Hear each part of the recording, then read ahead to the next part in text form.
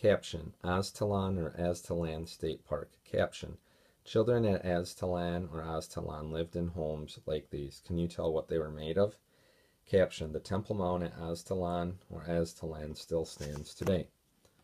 Hopewell and Mississippian people. The Hopewell and Mississippian people were mound builders who lived at different times. They came to Wisconsin to hunt and trade. They built small villages along rivers. There were hundreds of these villages along the Mississippi River. Mounds were part of the villages. The Mississippian people built an outpost. We call the outpost Aztalan or Aztalan. It had mounds shaped like pyramids with flat tops. They looked like those built by the Aztec people in Mexico. The people of Aztalan or Aztalan may have traded with the Aztecs. Trade routes covered thousands of miles.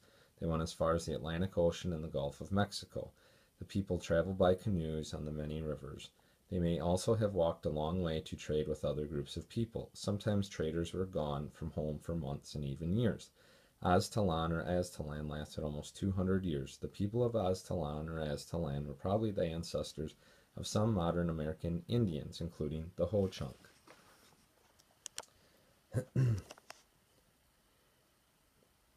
The Oneota. The Oneota might be descendants from the people of Aztalan or Aztalan. Most of our understanding of the Oneota comes from artifacts found at campsites and burial sites. Oneota pottery looks like the pottery of the Aztalan or Aztalan people. The Oneota set up villages around Green Bay, Lake Winnebago, Lake Koshkonong, and La Crosse. They planted gardens. They grew vegetables like pumpkins, squash, corn, and beans. They dried the food so that they could be eaten in the winter. This meant that families did not have to move around so much to find food. If you have time, take a look at the Lesson 1 Memory Master questions. Recording history. By the time the European explorers came to Wisconsin, many Indian groups were living here. The groups included the Ho-Chunk, Menominee, Eastern Dakota, Iowa, and Ojibwa. The explorers wrote in their journals what the Indian people looked like. They wrote what the people ate and what their homes were like. They learned that the names of some of the Indian people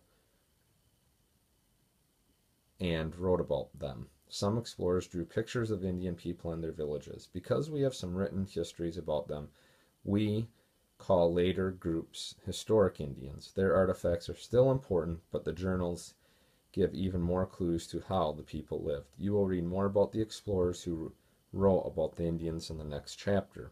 Oral history. Early people remembered their history by telling stories to their children, grandchildren, and to each other. Their history was passed down by word of mouth. It was not written on paper. This spoken history is called oral history, linking the past to the present. Today we have many history books. People, however, still tell their history or what happened to them to others. What ways have you shared your history with someone else? And here are the lesson to historic Indians, words to understand. Domesticate, oral history, pitch, powwow, reverence, sapling, staple, wigwam.